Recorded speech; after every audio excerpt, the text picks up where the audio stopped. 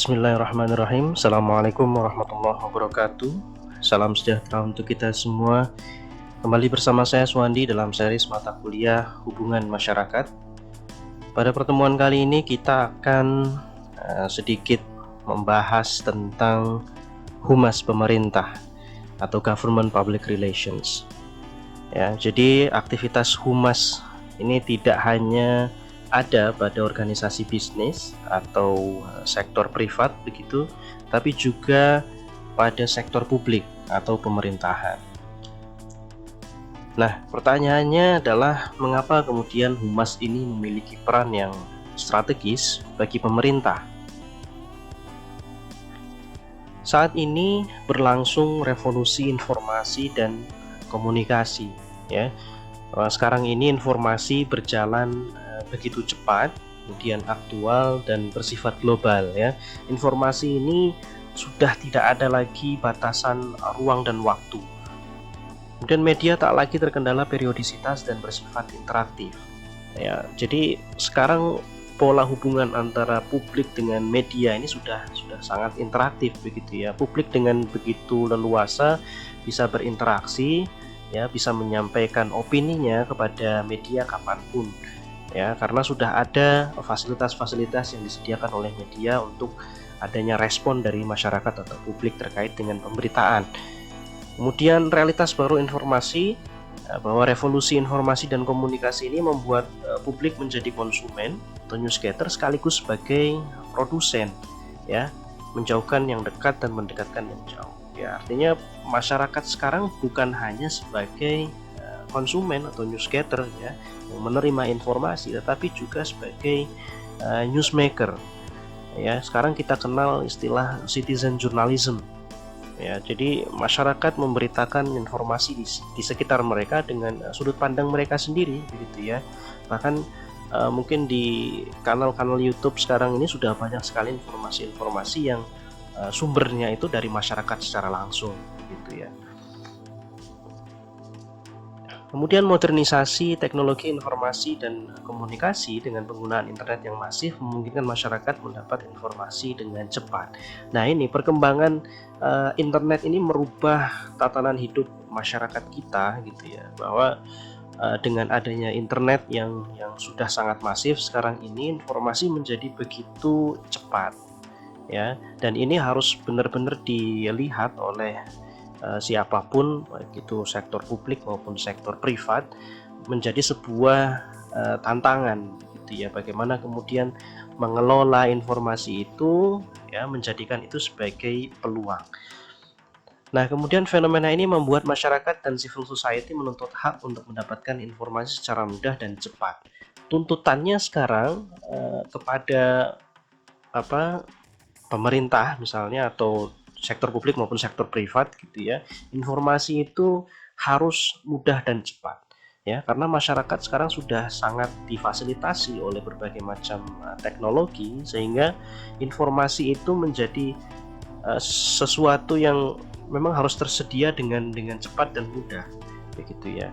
Dan bahkan di beberapa negara demokratis itu sudah ada constitutional right, ya, terkait dengan pemberian informasi secara mudah dan cepat tadi. Nah, batas ruang publik dan ruang privat menjadi kabur. Jadi sekarang ini susah untuk membedakan antara ruang publik dan ruang privat, karena banyak sekali ruang privat yang akhirnya menjadi terbuka kepada publik, gitu ya. Karena ya kita lihatlah arus informasi yang ada sekarang ini di kanal YouTube misalnya atau di media sosial, itu sudah sangat membaur, gitu ya, antara informasi publik dan informasi yang bersifat pribadi atau privat itu. Kemudian ada beberapa tantangan, ya, yang penting untuk diperhatikan di era sekarang ini kaitannya dengan informasi dan komunikasi. Yang pertama adalah konglomerasi media, yang mengancam semangat diversity of content dan diversity of ownership di Indonesia yang masyarakatnya majemuk. Jadi seperti yang kita ketahui bahwa Indonesia ini masyarakatnya begitu majemuk, ya, terdiri dari berbagai macam ras, suku, kemudian agama juga ya. Ya, sehingga diversity of content ini menjadi satu hal yang isu yang penting untuk diperhatikan begitu ya. Nah, sedangkan di negara kita ini ada istilah konglomerasi media, bahwa media hanya dikuasai oleh beberapa orang saja, sehingga kemudian sudut pandang pemberitaan ini menjadi terbatas ya, karena medianya hanya dikuasai oleh beberapa orang saja begitu. Kemudian media secara umum lebih suka memberitakan bad news is good news dan kerap bernada pesimis, sinis, konsumeris, narsis, mistis, sadis dan lain-lain gitu ya. Ya, seperti kita lihat ya di berbagai macam platform ya, YouTube, media sosial begitu ya. Banyak kita jumpai komentar-komentar yang bernada sinis ya, bahkan ada yang rasis juga begitu. Dan masyarakat cenderung lebih suka berita-berita yang seperti itu gitu ya. Berita-berita yang sifatnya bad news kemudian sensasional itu lebih disukai begitu loh oleh masyarakat, sehingga banyak sekali bertebaran informasi-informasi yang sebetulnya informasi tersebut negatif begitu, tetapi masyarakat menyukai. Nah, kemudian media yang dikelola oleh swasta, kontennya cenderung kurang memberikan ruang apresiasi terhadap capaian-capaian pembangunan yang dilakukan oleh penyelenggara negara. Nah, ini khusus untuk penyelenggaraan negara ya, pembangunan-pembangunan yang dilakukan oleh pemerintah ini kurang diberikan tempat ya, ruang apresiasinya kurang gitu ya, untuk media-media yang memang dikelola oleh swasta. Sehingga dari hal ini kemudian menjadi satu alasan kenapa kemudian pemerintah atau sektor publik ini perlu untuk membuat sebuah platform sendiri untuk memberitakan informasi-informasi terkait dengan pembangunan-pembangunan ya yang dilakukan oleh pemerintah.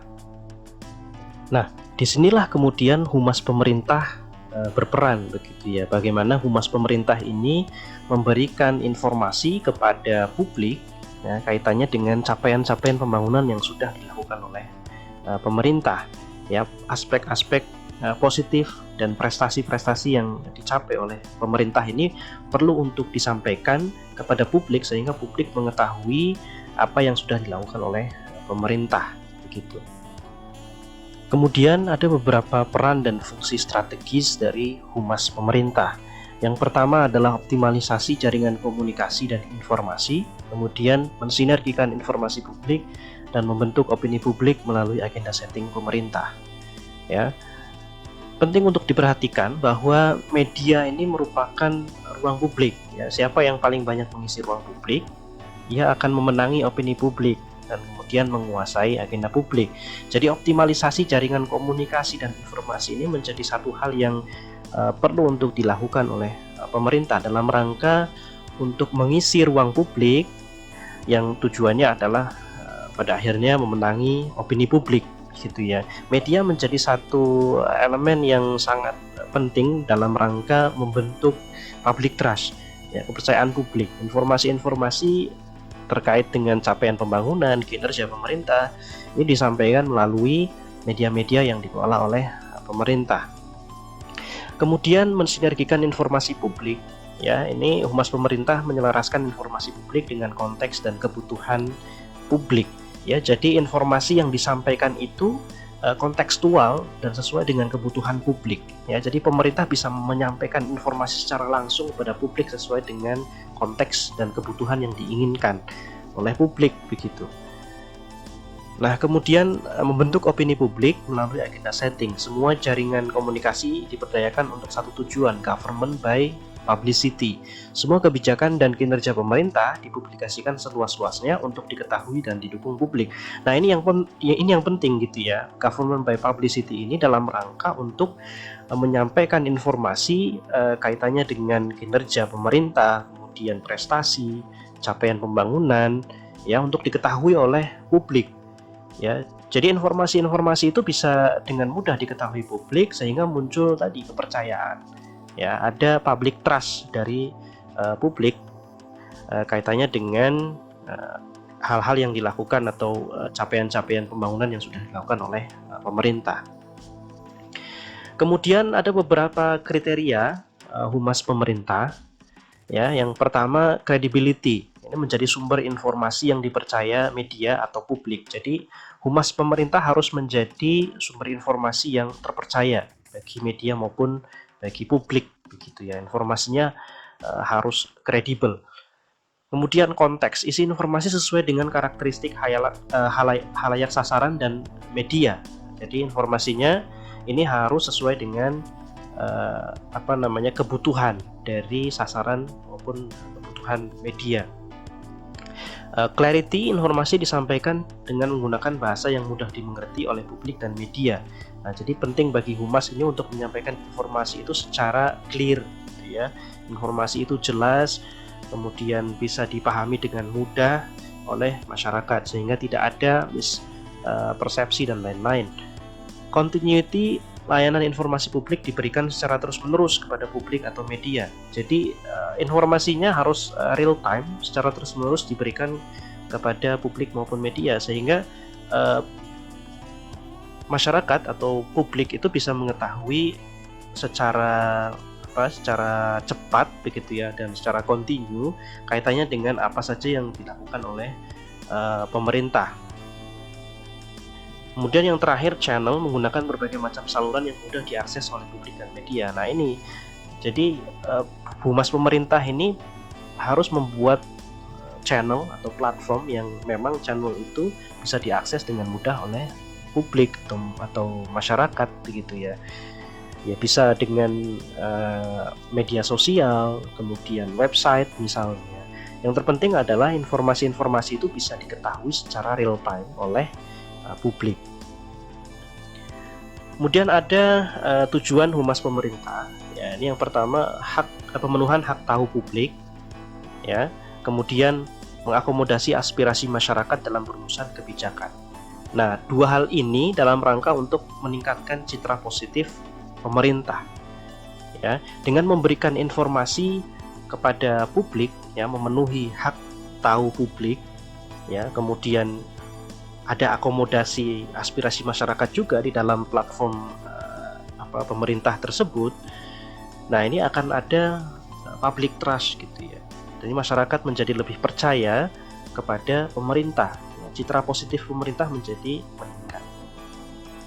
Humas pemerintah harus mampu menceritakan kebijakan dan hasil-hasil pembangunan kepada publik.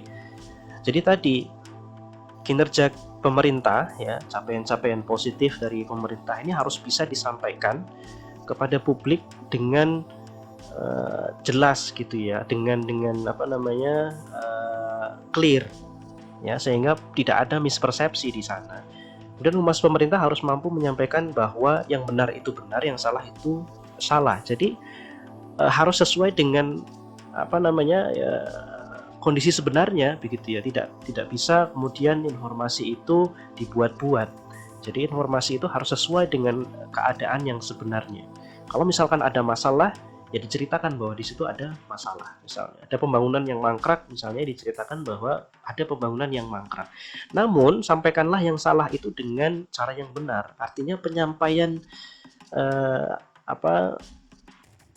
hal-hal yang negatif dari pemerintah ini juga perlu untuk disampaikan dengan cara yang benar.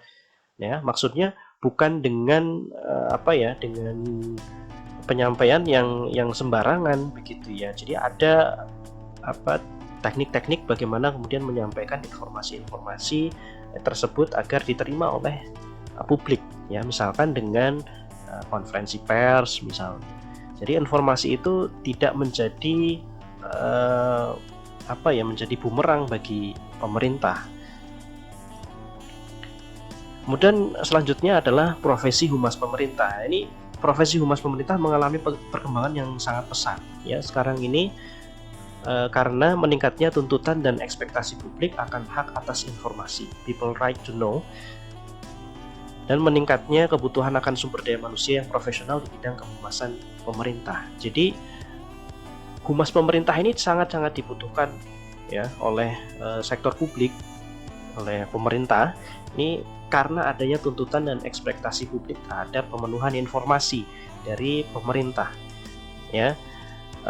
Publik sekarang bisa dengan cepat dan dengan mudah mendapatkan informasi dengan berbagai kemudahan teknologi begitu ya.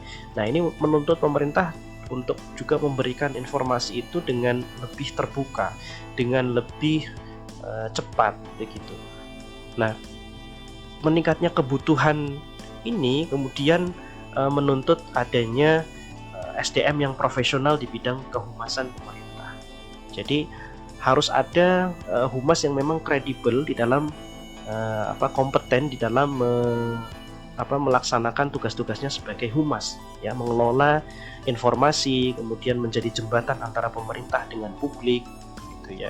Jadi tidak sembarangan profesi humas pemerintah ini diadakan, begitu. Harus orang-orang yang memang mempunyai kapasitas, kapabilitas, dan kompetensi yang memang teruji, gitu ya. Profesi humas pemerintah memiliki karakteristik memiliki standar kompetensi jelas, jadi harus ada standar kompetensi tertentu yang dimiliki oleh seorang humas pemerintah. Kemudian memiliki instrumen uji kompetensi dan sertifikasi, ada sertifikasinya juga, dan kode etik profesi dan organisasi. Ya, jadi sudah ada standar kompetensi profesi untuk humas pemerintah. Ya, ini sudah ada di Kepmen Naker dan Transmigrasi. Ya, tentang penetapan standar kompetensi kerja nasional SKKNI sektor komunikasi dan informatika bidang kehumasan. Sudah ada JAFUNG-nya juga, ini jabatan fungsional peranata humas. Ya, artinya memang humas pemerintah ini diperhatikan betul-betul begitu ya, sehingga sudah ada jabatan fungsionalnya, kemudian ada SKKNI-nya, ya, sehingga mereka yang kemudian bekerja sebagai humas pemerintah ini adalah mereka yang memang betul-betul kompeten gitu ya untuk mengelola informasi, karena dampaknya besar sekali ya ketika humas pemerintah itu tidak berhasil untuk menyampaikan informasi atau mengelola informasi itu menjadi sesuatu yang baik diterima oleh publik, ya tentu saja taruhannya adalah public trust gitu ya, kepercayaan publik. Dan isu sekarang ini memang pemerintah betul-betul harus meningkatkan public trust, sehingga ketika ada kepercayaan publik terhadap pemerintah, maka pasti nanti akan ada dukungan dari publik terhadap pembangunan-pembangunan yang dilakukan oleh pemerintah. Baik, saya kira cukup untuk pertemuan kali ini. Terima kasih. Kita tutup dengan bacaan syukur. Alhamdulillahirabbil alamin. Assalamualaikum warahmatullahi wabarakatuh.